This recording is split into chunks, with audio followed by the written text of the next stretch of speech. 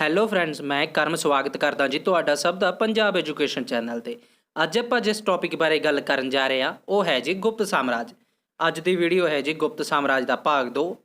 ਭਾਗ 1 ਦੇ ਵਿੱਚ ਆਪਾਂ ਆਲਰੇਡੀ ਗੱਲ ਕਰ ਚੁੱਕੇ ਹਾਂ ਜੀ ਗੁਪਤ ਸਾਮਰਾਜ ਦੇ ਵੱਖ-ਵੱਖ ਜੋ ਜਾਣਕਾਰੀ ਦੇ ਸਰੋਤ ਸੀ ਉਹਨਾਂ ਬਾਰੇ, ਤੇ ਜੋ ਗੁਪਤ ਸਾਮਰਾਜ ਦੇ ਸ਼ਾਸਕ ਹੋਏ ਆ ਜੀ ਉਹਨਾਂ ਦੇ ਬਾਰੇ ਆਪਾਂ ਪੜ੍ਹ ਚੁੱਕੇ ਹਾਂ। ਅੱਜ ਦੀ ਵੀਡੀਓ ਦੇ ਵਿੱਚ ਆਪਾਂ ਗੱਲ ਕਰਾਂਗੇ ਜੀ ਕਿ ਗੁਪਤ ਸਾਮਰਾਜ ਦਾ ਪ੍ਰਸ਼ਾਸਨਿਕ ਢਾਂਚਾ ਕਿਸ ਤਰ੍ਹਾਂ ਦਾ ਹੈ, ਗੁਪਤ ਸਾਮਰਾਜ ਦੇ ਸਮੇਂ ਦੀ ਜੋ ਕਲਾ ਦਾ ਵਿਕਾਸ ਹੋਇਆ ਉਸ ਦੇ ਬਾਰੇ ਜਾਣਾਂਗੇ, ਤੇ ਲਾਸਟ ਦੇ ਵਿੱਚ ਆਪਾਂ ਦੇਖਾਂਗੇ ਕਿ ਗੁਪਤ ਸਾਮਰਾਜ ਦੇ ਸਮੇਂ ਲੋਕਾਂ ਦਾ ਜੀਵਨ ਕਿਸ ਤਰ੍ਹਾਂ ਦਾ ਸੀ। ਜੀਵਨ ਦੇ ਵੱਖ-ਵੱਖ ਪੱਖ, ਆਰਥਿਕ ਜੀਵਨ, ਧਾਰਮਿਕ ਜੀਵਨ, ਸਮਾਜਿਕ ਜੀਵਨ ਨੂੰ ਅੱਜ ਆਪਾਂ ਜਾਣਾਂਗੇ। ਗੁਪਤ ਸਾਮਰਾਜ ਦੇ ਟੌਪਿਕ ਨੂੰ ਜੀ ਵਧੀਆ ਢੰਗ ਨਾਲ ਸਮਝਣ ਲਈ ਬਿਨਾਂ ਸਕਿਪ ਕੀਤੇ ਜੀ ਵੀਡੀਓ ਨੂੰ ਅੰਤ ਤੱਕ ਜ਼ਰੂਰ ਦੇਖਣਾ। ਲੇਟੈਸਟ ਗਵਰਨਮੈਂਟ ਜੌਬ ਅਪਡੇਟ ਅਤੇ ਕੰਪੀਟੀਟਿਵ ਐਗਜ਼ਾਮ ਪ੍ਰੈਪਰੇਸ਼ਨ ਲਈ ਜੀ ਪੰਜਾਬ ਐਜੂਕੇਸ਼ਨ ਚੈਨਲ ਨੂੰ ਹੁਣੇ ਸਬਸਕ੍ਰਾਈਬ ਕਰੋ। ਪੰਜਾਬ ਐਜੂਕੇਸ਼ਨ ਚੈਨਲ ਨੂੰ ਜੀ ਹੁਣ ਤੁਸੀਂ ਇੰਸਟਾਗ੍ਰਾਮ ਅਤੇ ਟੈਲੀਗ੍ਰਾਮ ਤੇ ਵੀ ਫੋਲੋ ਕਰ ਸਕਦੇ ਹੋ। ਟੈਲੀਗ੍ਰਾਮ ਅਤੇ ਇੰਸਟਾਗ੍ਰਾਮ ਦਾ ਲਿੰਕ ਡਿਸਕ੍ਰਿਪਸ਼ਨ ਬਾਕਸ 'ਚ ਦਿੱਤਾ ਹੋਇਆ ਹੈ ਜੀ।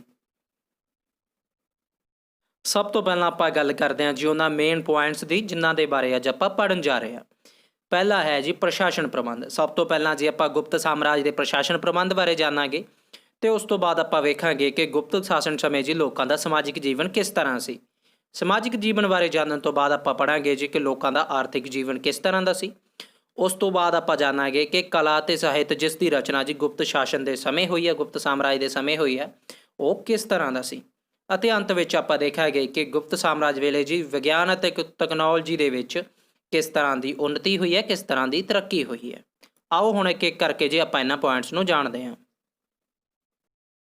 ਸਭ ਤੋਂ ਪਹਿਲਾਂ ਆਪਾਂ ਗੱਲ ਕਰਦੇ ਹਾਂ ਜੀ ਗੁਪਤ ਸਾਮਰਾਜ ਦੇ ਪ੍ਰਸ਼ਾਸਨ ਪ੍ਰਬੰਧ ਦੀ। ਗੁਪਤ ਕਾਲ ਵਿੱਚ ਜੀ ਰਾਜਤੰਤਰ ਸੀ, ਯਾਨੀ ਕਿ ਮੋਨਾਰਚੀ ਸਿਸਟਮ ਸੀ। ਰਾਜਤੰਤਰ ਵਿੱਚ ਹੁੰਦਾ ਹੈ ਜੀ ਕਿ ਰਾਜਾ ਹੈ ਜੋ ਸਭ ਤੋਂ ਵੱਡਾ ਹੈ। ਰਾਜਾ ਕਿਸੇ ਦੇ ਪ੍ਰਤੀ ਜੀ ਜਵਾਬਦੇਹ ਨਹੀਂ ਹੁੰਦਾ। ਲੋਕਾਂ ਨੂੰ ਰਾਜੇ ਦੇ ਅਨੁਸਾਰ ਚੱਲਣਾ ਪੈਂਦਾ ਹੈ, ਨਾ ਕਿ ਲੋਕਾਂ ਦੇ ਕਹੇ ਅਨੁਸਾਰ ਜੀ ਰਾਜਾ ਚੱਲਦਾ ਹੈ। ਜਿਸ ਤਰ੍ਹਾਂ ਤੁਸੀਂ ਇਹਨੂੰ ਇੱਕ ਐਗਜ਼ਾਮਪਲ ਰਾਹੀਂ ਸਮਝ ਸਕਦੇ ਹੋ ਜੀ ਕਿ ਜਿਸ ਤਰ੍ਹਾਂ ਭਾਰਤ ਦੇ ਵਿੱਚ ਲੋਕਤੰਤਰ ਹੈ, ਇੱਥੇ ਜੋ ਸਰਕਾਰ ਹੁੰਦੀ ਹੈ ਜੀ ਉਹ ਲੋਕਾਂ ਪ੍ਰਤੀ ਜਵਾਬਦੇਹ ਹੁੰਦੀ ਹੈ। ਜੇਕਰ ਸਰਕਾਰ ਦੀ ਕੋਈ ਨੀਤੀ ਜੀ ਲੋਕਾਂ ਨੂੰ ਨਹੀਂ ਵਧੀਆ ਲੱਗਦੀ ਤਾਂ ਲੋਕ ਉਸ ਦੇ ਖਿਲਾਫ ਜੀ ਪ੍ਰੋਟੈਸਟ ਕਰ ਸਕਦੇ ਹਨ, ਉਸ ਦਾ ਵਿਰੋਧ ਕਰ ਸਕਦੇ ਹਨ, ਅਤੇ ਸਰਕਾਰ ਨੂੰ ਜੀ ਲੋਕਾਂ ਦੇ ਅਨੁਸਾਰ ਹੀ ਆਪਣੇ ਕੰਮ ਕਰਨੇ ਪੈਂਦੇ ਹਨ। ਪਰ ਜੋ ਰਾਜਤੰਤਰ ਹੁੰਦਾ ਹੈ ਜੀ, ਇਸ ਦੇ ਵਿੱਚ ਜੋ ਰਾਜਾ ਹੁੰਦਾ ਹੈ ਉਹ ਸਭ ਤੋਂ ਉੱਪਰ ਹੁੰਦਾ ਹੈ, ਉਸ ਦਾ ਕਿਹਾ ਹੋਇਆ ਹੀ ਕਾਨੂੰਨ ਹੁੰਦਾ ਹੈ, ਅਤੇ ਕੋਈ ਵੀ ਲੋਕ ਜੀ, ਕੋਈ ਵੀ ਉਸ ਦੀ ਪ੍ਰਜਾ ਉਸ ਦਾ ਵਿਰੋਧ ਨਹੀਂ ਕਰ ਸਕਦੀ। ਰਾਜਾ ਇਸ ਸਮੇਂ ਜੀ ਨਿਰੰਕੁਸ਼ ਹੁੰਦਾ ਹੈ, ਉਹ ਕਿਸੇ ਦੇ ਪ੍ਰਤੀ ਵੀ ਜਵਾਬਦੇਹ ਨਹੀਂ ਹੁੰਦਾ। ਜਿਸ ਤਰ੍ਹਾਂ ਜੋ ਆਪਣੀ ਸਰਕਾਰ ਹੈ ਜੀ, ਉਸ ਦੇ ਮੰਤਰੀ ਹੁੰਦੇ ਆ, ਜੋ ਲੀਡਰ ਹੁੰਦੇ ਆ, ਉਹ ਲੋਕਾਂ ਦੇ ਪ੍ਰਤੀ ਜਵਾਬਦੇਹ ਹੁੰਦੇ ਆ। ਪਰ ਜੋ ਰਾਜਤੰਤਰ ਹੁੰਦਾ ਜੀ, ਇਸ ਦੇ ਵਿੱਚ ਰਾਜਾ ਹੀ ਸਭ ਤੋਂ ਉੱਪਰ ਹੁੰਦਾ, ਉਹੀ ਕਾਨੂੰਨ ਹੁੰਦਾ ਹੈ ਜੀ। ਹੁਣ ਅੱਗੇ ਵੇਖਦੇ ਹਾਂ ਜੀ ਆਪਾਂ। ਰਾਜਾ ਕੇਂਦਰੀ ਸ਼ਕਤੀ ਹੁੰਦਾ ਸੀ। ਇਸ ਸਮੇਂ ਜੇ ਰਾਜਾ ਕੇਂਦਰ ਦੇ ਵਿੱਚ ਹੁੰਦਾ ਸੀ, ਰਾਜਾ ਹੀ ਸਭ ਤੋਂ ਵੱਡੀ ਕੇਂਦਰੀ ਸ਼ਕਤੀ ਮੰਨਿਆ ਜਾਂਦਾ ਸੀ। ਰਾਜਾ ਇਸ ਸਮੇਂ ਜੀ ਆਪਣੇ ਆਪ ਨੂੰ ਦੇਵੀ ਸ਼ਕਤੀਆਂ ਵਾਲਾ ਮੰਨਦਾ ਸੀ, ਯਾਨੀ ਕਿ ਉਹ ਆਪਣੇ ਆਪ ਨੂੰ ਜੀ ਇੱਕ ਪਰਮਾਤਮਾ ਦਾ ਦੂਤ ਮੰਨਦਾ ਸੀ, ਜਾਂ ਕਹਿ ਦਿੰਦਾ ਸੀ ਜੀ ਕਿ ਮੈਂ ਪਰਮਾਤਮਾ ਦਾ ਅਵਤਾਰ ਹਾਂ। ਇਸ ਤਰ੍ਹਾਂ ਦਾ ਜੋ ਰਾਜਿਆਂ ਦੇ ਵਿੱਚ ਜੀ ਦੇਵੀ ਸ਼ਕਤੀ ਦੀ ਗੱਲ, ਇਹ ਗੁਪਤ ਕਾਲ ਦੇ ਵਿੱਚ ਹੀ ਹੋਈ ਹੈ ਜੀ। ਇਸ ਤੋਂ ਪਹਿਲਾਂ ਕੋਈ ਵੀ ਅਜਿਹਾ ਰਾਜਾ ਨਹੀਂ ਸੀ ਜੋ ਆਪਣੇ ਆਪ ਨੂੰ ਦੇਵੀ ਸ਼ਕਤੀਆਂ ਵਾਲਾ ਮੰਨਦਾ ਹੋਵੇ ਜਾਂ ਦੇਵੀ ਸ਼ਕਤੀਆਂ ਵਾਲਾ ਕਹਿੰਦਾ ਹੋਵੇ। ਜੋ ਸ਼ਾਸਨ ਪ੍ਰਬੰਧ ਨੂੰ ਜੀ ਸੁਚਾਰੂ ਢੰਗ ਨਾਲ ਚਲਾਉਣ ਲਈ ਰਾਜੇ ਦੀ ਸਹਾਇਤਾ ਲਈ ਕਈ ਮੰਤਰੀ ਤੇ ਅਧਿਕਾਰੀ ਰੱਖੇ ਜਾਂਦੇ ਸੀ ਜੀ। ਵਰਤਮਾਨ ਸਮੇਂ ਵਾਂਗ ਜੀ ਗੁਪਤ ਸਾਮਰਾਜ ਸਮੇਂ ਵੀ ਵੱਖ-ਵੱਖ ਮੰਤਰੀ ਹੁੰਦੇ ਸੀ, ਜਿਵੇਂ ਕਿ ਜੀ ਵਿਦੇਸ਼ ਮੰਤਰੀ ਅਤੇ ਸੈਨਾਪਤੀ। ਮੰਤਰੀਆਂ ਦੇ ਇਲਾਵਾ ਜੀ ਵੱਡੇ ਵੱਡੇ ਸਰਕਾਰੀ ਅਧਿਕਾਰੀ ਵੀ ਹੁੰਦੇ ਸੀ, ਜਿਨ੍ਹਾਂ ਨੂੰ ਜੀ ਕੁਮਾਰਮਤਿਆ ਕਿਹਾ ਜਾਂਦਾ ਸੀ। ਇਸ ਸਮੇਂ ਤੱਕ ਜੀ ਜੋ ਸਾਮੰਤੀ ਪ੍ਰਥਾ ਸੀ ਉਹ ਬਹੁਤ ਵੱਧ ਗਈ ਸੀ। ਜੋ ਇਹ ਸਾਮੰਤੀ ਪ੍ਰਥਾ ਹੈ ਜੀ, ਉੱਤਰ ਮੌਰੀਆ ਕਾਲ ਦੇ ਵਿੱਚ ਜਦੋਂ ਭਾਰਤ ਦੇ ਵਿੱਚ ਬ੍ਰਾਹਮਣ ਰਾਜਵੰਸ਼ ਪੈਦਾ ਹੋਇਆ ਜੀ, ਉਸ ਸਮੇਂ ਇਹ ਸਾਮੰਤੀ ਪ੍ਰਥਾ ਚੱਲੀ ਸੀ। ਸਾਮੰਤੀ ਪ੍ਰਥਾ ਵਿੱਚ ਕੀ ਹੁੰਦਾ ਹੈ ਜੀ, ਜੋ ਸ਼ਾਸਕ ਹੁੰਦਾ ਹੈ ਉਹ ਆਪਣੇ ਰਾਜ ਦੇ ਅੰਦਰ ਜੀ ਕਿਸੇ ਨੂੰ ਭੂਮੀ ਦਾਨ ਦੇ ਵਿੱਚ ਦੇ ਦਿੰਦਾ ਹੈ, ਉਸ ਨੂੰ ਇਨਾਮ ਦੇ ਵਿੱਚ, ਜਾਂ ਉਸ ਦੀ ਭਗਤੀ ਤੋਂ ਖੁਸ਼ ਹੋ ਕੇ ਉਸ ਨੂੰ ਭੂਮੀ ਦੇ ਦਿੰਦਾ ਸੀ। ਅਤੇ ਜੋ ਜੀ ਦਾਨ ਪ੍ਰਾਪਤ ਕਰਨ ਵਾਲਾ ਵਿਅਕਤੀ ਹੁੰਦਾ ਸੀ, ਉਹ ਉਸ ਭੂਮੀ ਤੋਂ ਜੀ ਕਿੰਨੀ ਵੀ ਆਮਦਨ ਹੋਵੇ ਉਸ ਦਾ ਉਹ ਅਧਿਕਾਰੀ ਹੋ ਜਾਂਦਾ ਸੀ ਜੀ, ਉਸ ਦਾ ਉਹ ਮਾਲਕ ਬਣ ਜਾਂਦਾ ਸੀ। ਇਸ ਤਰ੍ਹਾਂ ਜੀ ਕਿਸੇ ਵਿਅਕਤੀ ਨੂੰ ਪਹਿਲਾਂ ਇੱਕ ਪਿੰਡ ਦਾਨ ਦੇ ਵਿੱਚ ਮਿਲਦਾ ਸੀ ਜੀ, ਫਿਰ 2, ਹੌਲੀ ਹੌਲੀ ਜੀ ਉਸ ਦੇ ਕੋਲ ਕਾਫੀ ਜ਼ਿਆਦਾ ਜਗ੍ਹਾ ਹੋ ਜਾਂਦੀ ਸੀ, ਅਤੇ ਉਹ ਜੀ ਉਸ ਖੇਤਰ ਦੇ ਉੱਪਰ ਆਪਣੇ ਆਪ ਨੂੰ ਇੱਕ ਰਾਜੇ ਦੇ ਰੂਪ ਵਿੱਚ ਜੀ ਸਮਝਣ ਲੱਗ ਜਾਂਦਾ ਸੀ, ਅਤੇ ਇੱਕ ਰਾਜੇ ਦਾ ਰੂਪ ਧਾਰਨ ਕਰਕੇ ਜੀ ਇੱਕ ਛੋਟੇ ਜਿਹੇ ਖੇਤਰ ਨੂੰ ਸੰਭਾਲਣ ਲੱਗ ਜਾਂਦਾ ਸੀ।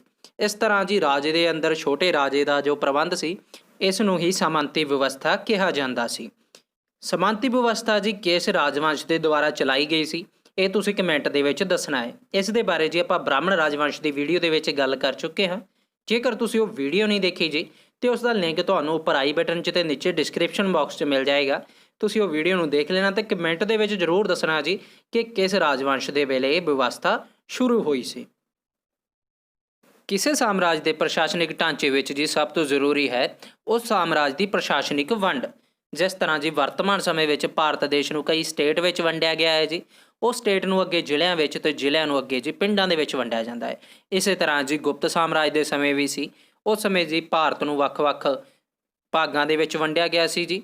ਉਹਨਾਂ ਦੇ ਨਾਮ ਵੱਖ-ਵੱਖ ਸੀ। ਜਿਸ ਤਰ੍ਹਾਂ ਹੁਣ ਪ੍ਰਾਂਤ ਬੋਲਿਆ ਜਾਂਦਾ ਹੈ, ਸਟੇਟ ਬੋਲਿਆ ਜਾਂਦਾ, ਉਸ ਸਮੇਂ ਜੀ ਇਹਨਾਂ ਦੇ ਨਾਮ ਵੱਖ-ਵੱਖ ਸੀ, ਪਰ ਜੋ ਵੰਡ ਸੀ ਉਹ ਵਰਤਮਾਨ ਸਮੇਂ ਦੇ ਨਾਲ ਮਿਲਦੀ ਜੁਲਦੀ ਹੀ ਸੀ। ਹੁਣ ਆਪਾਂ ਜਾਣਦੇ ਹਾਂ ਜੀ ਕਿ ਕਿਸ ਤਰ੍ਹਾਂ ਇੱਕ ਦੇਸ਼ ਨੂੰ ਵੱਖ-ਵੱਖ ਭਾਗਾਂ ਦੇ ਵਿੱਚ ਵੰਡਿਆ ਹੋਇਆ ਸੀ।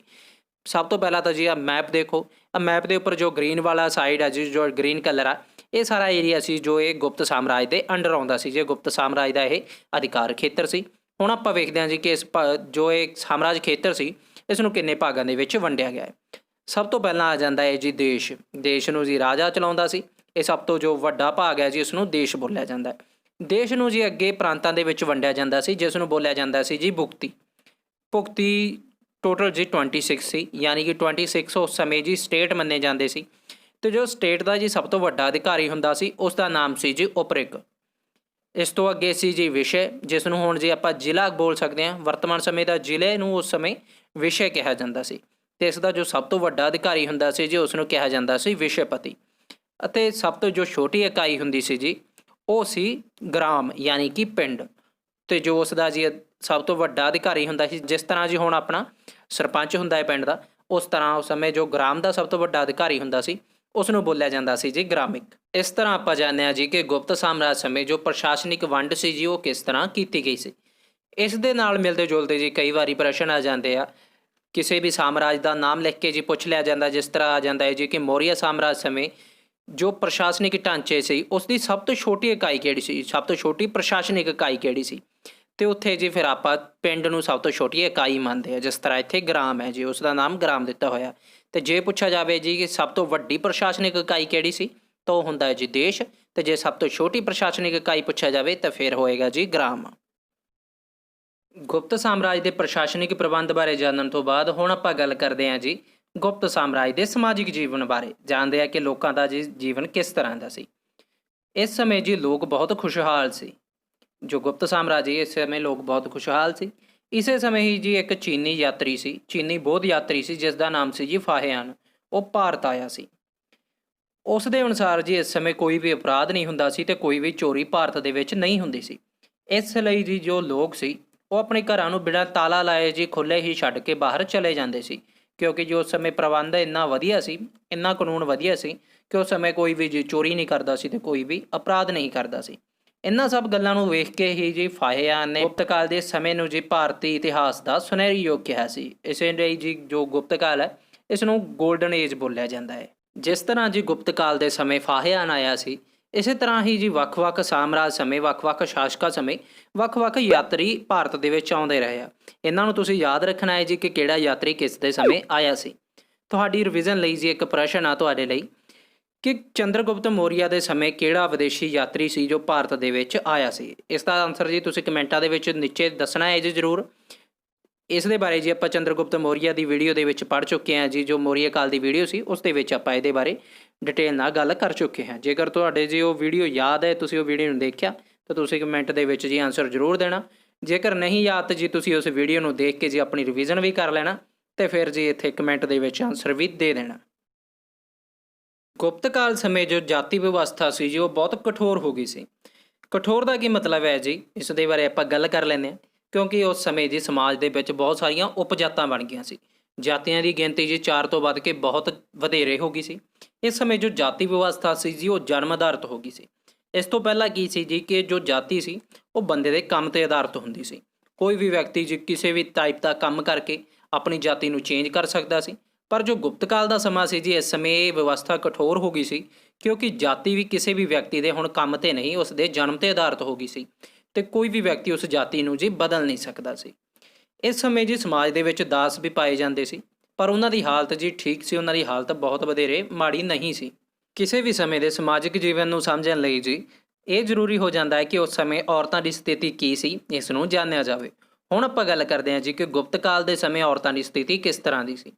ਗੁਪਤ ਸਾਮਰਾਜ ਦੇ ਸਮੇਂ ਜੀ ਔਰਤਾਂ ਦੀ ਸਥਿਤੀ ਵਧੇਰੇ ਠੀਕ ਨਹੀਂ ਸੀ। ਉਸ ਸਮੇਂ ਸਮਾਜ ਦੇ ਵਿੱਚ ਸਤੀ ਪ੍ਰਥਾ ਪਾਈ ਜਾਂਦੀ ਸੀ। ਆਪਾਂ ਨੂੰ ਸਤੀ ਪ੍ਰਥਾ ਦਾ ਪਤਾ ਕਿੱਥੋਂ ਲੱਗਦਾ ਜੀ, ਇਸ ਦੇ ਬਾਰੇ ਗੱਲ ਕਰਦੇ ਹਾਂ। ਇਸ ਸਮੇਂ ਜੀ ਜੋ ਭਾਨੂ ਗੁਪਤ ਸੀ, ਇਸਨੇ ਇੱਕ ਅਭਿਲੇਖ ਲਿਖਿਆ ਸੀ ਜਿਸ ਦਾ ਨਾਮ ਸੀ ਜੀ ਏਰਨ ਅਭਿਲੇਖ। ਇਸ ਤੋਂ ਆਪਾਂ ਨੂੰ ਜੀ ਸਬੂਤ ਮਿਲਦੇ ਨੇ ਕਿ ਗੁਪਤ ਸਮਾਜ ਦੇ ਸਮੇਂ ਜੋ ਸਤੀ ਪ੍ਰਥਾ ਸੀ ਉਹ ਸਮਾਜ ਦੇ ਵਿੱਚ ਪਾਈ ਜਾਂਦੀ ਸੀ।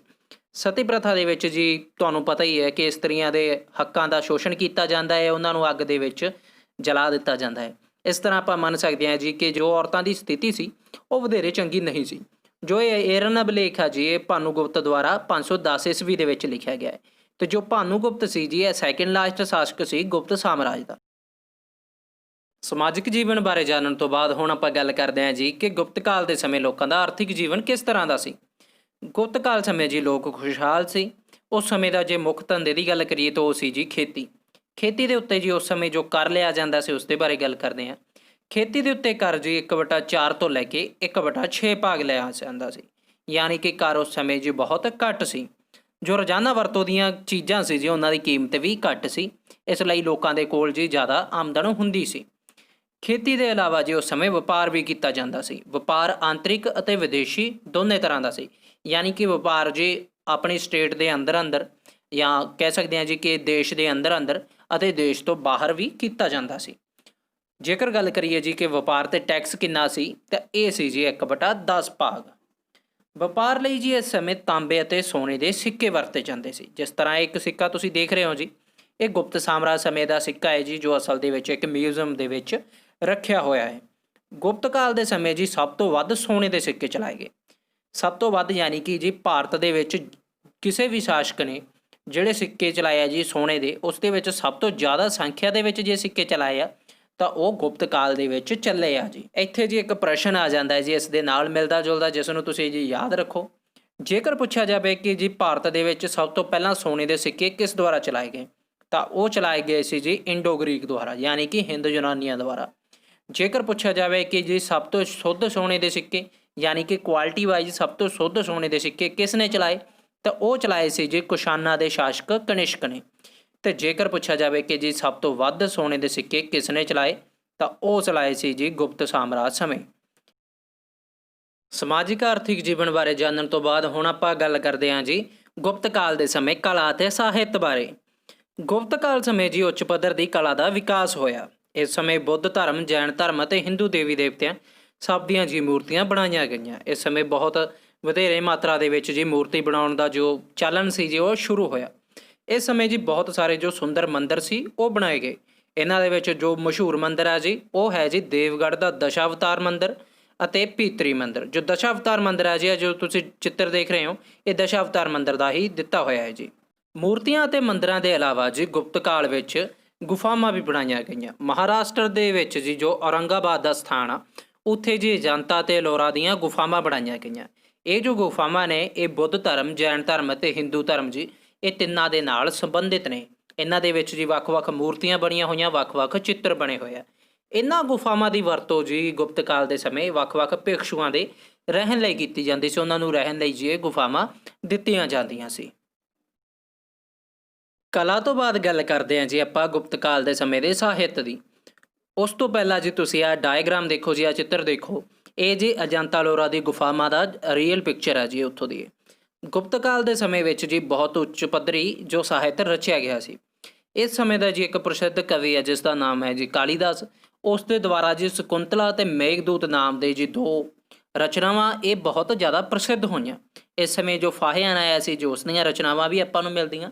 ਇਸ ਦੇ ਇਲਾਵਾ ਜੀ ਇਸ ਸਮੇਂ ਦੇ ਵਿੱਚ ਕੁਝ ਹੋਰ ਪ੍ਰਸਿੱਧ ਸਾਹਿਤਕਾਰ ਵੀ ਸੀ ਜਿਨ੍ਹਾਂ ਦੇ ਆਪਾਂ ਜੀ ਨਾਮ ਯਾਦ ਰੱਖਣੇ ਆ। ਇਹਨਾਂ ਵਿੱਚ ਇੱਕ ਸੀ ਜੀ ਬ੍ਰਹਮਗੁਪਤ, ਦੂਸਰਾ ਸੀ ਜੀ ਵਿਸ਼ਨੂੰ ਸ਼ਰਮਾ ਅਤੇ ਤੀਸਰਾ ਸੀ ਜੀ ਅਮਰ ਸਿੰਘ। ਇਸ ਦੇ ਇਲਾਵਾ ਵੀ ਜੀ ਕੁਝ ਜੋ ਸਾਹਿਤਕਾਰ ਇਸ ਦੇ ਵਿੱਚ ਪਾਏ ਜਾਂਦੇ ਸੀ, ਇਸ ਸਮੇਂ ਦੇ ਵਿੱਚ ਪਾਏ ਜਾਂਦੇ ਸੀ, ਉਹਨਾਂ ਦੇ ਬਾਰੇ ਜੀ ਆਪਾਂ ਲਾਸਟ ਵੀਡੀਓ ਦੇ ਵਿੱਚ ਉਹਨਾਂ ਦੇ ਨਾਵਾਂ ਨੂੰ ਆਪਾਂ ਪੜ੍ਹ ਚੁੱਕੇ ਹਾਂ। ਤੁਸੀਂ ਉਸ ਵੀਡੀਓ ਤੋਂ ਵੀ ਜੀ ਉਹਨਾਂ ਦੇ ਨਾਵਾਂ ਨੂੰ ਯਾਦ ਰੱਖ ਸਕਦੇ ਹੋ। ਕਲਾ ਅਤੇ ਸਾਹਿਤ ਬਾਰੇ ਜਾਣਨ ਤੋਂ ਬਾਅਦ ਹੁਣ ਆਪਾਂ ਗੱਲ ਕਰਦੇ ਹਾਂ ਜੀ ਕਿ ਗੁਪਤ ਸਾਮਰਾਜ ਦੇ ਸਮੇਂ ਵਿਗਿਆਨ ਅਤੇ ਤਕਨਾਲੋਜੀ ਕਿਸ ਤਰ੍ਹਾਂ ਦੀ ਸੀ। ਗੁਪਤ ਕਾਲ ਦੇ ਸਮੇਂ ਜੀ ਵਿਗਿਆਨ ਅਤੇ ਤਕਨਾਲੋਜੀ ਦੇ ਵਿੱਚ ਬਹੁਤ ਜ਼ਿਆਦਾ ਤਰੱਕੀ ਹੋਈ ਹੈ। ਇਸ ਸਮੇਂ ਦੇ ਜੀ ਇੱਕ ਪ੍ਰਸਿੱਧ ਵਿਗਿਆਨੀ ਸੀ ਜਿਨ੍ਹਾਂ ਦਾ ਨਾਮ ਹੈ ਜੀ ਆਰੀਆ ਭੱਟ। ਆਰੀਆ ਭੱਟ ਜੀ ਦੀ ਇੱਕ ਪੁਸਤਕ ਸੀ ਜੀ ਜਿਸ ਦਾ ਨਾਮ ਸੀ ਆਰੀਆ ਭੱਟਮ।